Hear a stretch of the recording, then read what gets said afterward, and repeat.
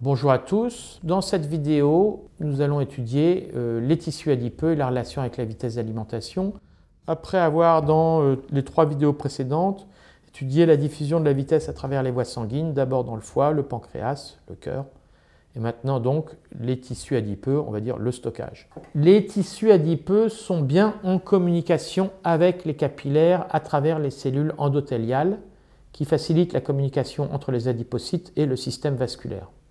La question, manger vite fait-il prendre du poids? De nouveau, les résultats sont limpides puisque nous avons non pas des études, mais même une méta-étude japonaise de 2015 sur 23 études qui démontre une corrélation positive entre vitesse d'alimentation et prise de poids. Je cite l'étude. 2 chercheurs indépendants ont extrait les données. Une estimation synthétique a été calculée à l'aide d'un modèle aléatoire. Résultat, les données des 23 études publiées étaient éligibles à l'inclusion. Résultat, la différence moyenne d'indice de masse corporelle IMC entre les personnes mangeant rapidement et celles mangeant lentement était de 1,78 kg par mètre carré. IMC 1,78. Donc si ça nous amène sur des bases de taille moyenne et de IMC 1,78 différence, pour les hommes ou pour les femmes taille moyenne en France, on est dans les 4,5 kg à 5,5 kg de différence. Conclusion, manger rapidement est positivement associé à un excès de poids. Situation limpide, quelle serait l'étiologie, quelles raisons, comment expliquer? Bon, la première explication est bien sûr la quantité. Alors là, dans le domaine, tout le monde vous le dira, ça c'est quelque chose qui est partagé, on va dire populairement, qui est que la satiété arrive en une vingtaine de minutes, même si je n'ai pas réussi à trouver l'étude qui justifie ce chiffre. Et donc si vous la trouvez, je vous remercie de me la passer en commentaire.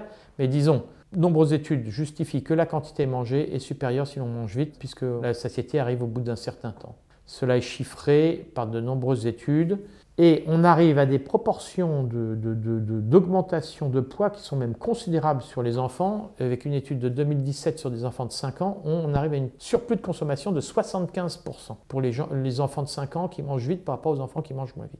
Avec Slow Control, nous avons pu mener sur ce sujet une étude et démontrer, juste en passant les gens sur un rythme de 10 secondes, pour une population IMC 25, une baisse de consommation de l'ordre de 16%. Mais en moyenne, alors là, de nouveau on est dans l'estimatif, selon les typologies, les gens vont facilement manger entre 15 et 30% de moins en baissant leur vitesse d'alimentation.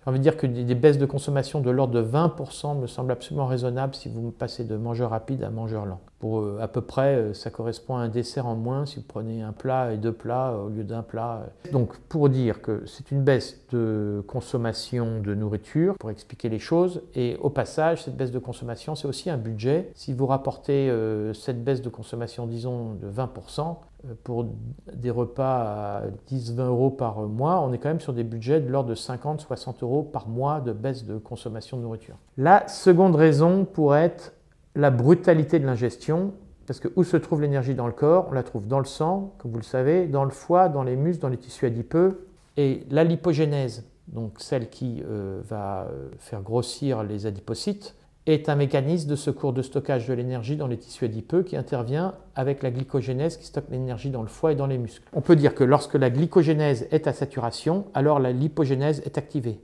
Mais que si les choses se passent plus doucement et que la glycogénèse n'est pas à saturation, la lipogénèse sera moins activée.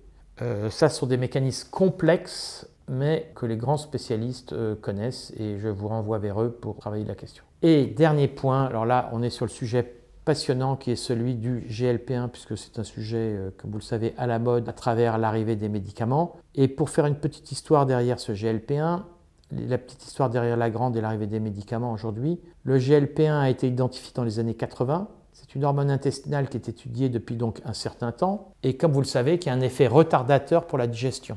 Elle est sécrétée naturellement à chaque cycle de digestion et elle disparaît.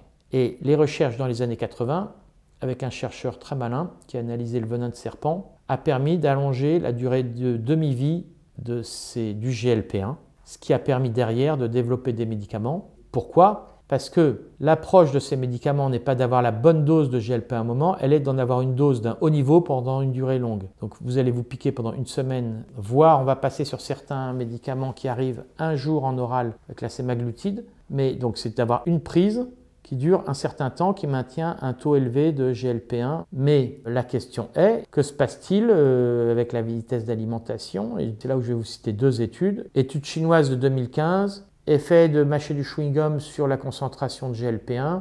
Nous avons un groupe test qui mastique du chewing-gum et l'autre qui ne mastique pas.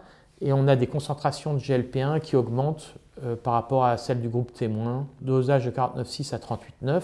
On a une autre étude de 2010 en Grèce avec de la crème glacée. Contexte, l'objectif de l'étude était de déterminer si la consommation d'un même repas à des vitesses variables induisait des réponses peptidiques intestinales postprandiales différentes. Résultat, augmentation de 41% de l'air sous la courbe du peptide 1 entre les mangeurs rapides et les mangeurs lents. Conclusion, manger à un rythme physiologiquement modéré entraîne une réponse peptidique intestinale anorexigène plus prononcée qu'une alimentation très rapide.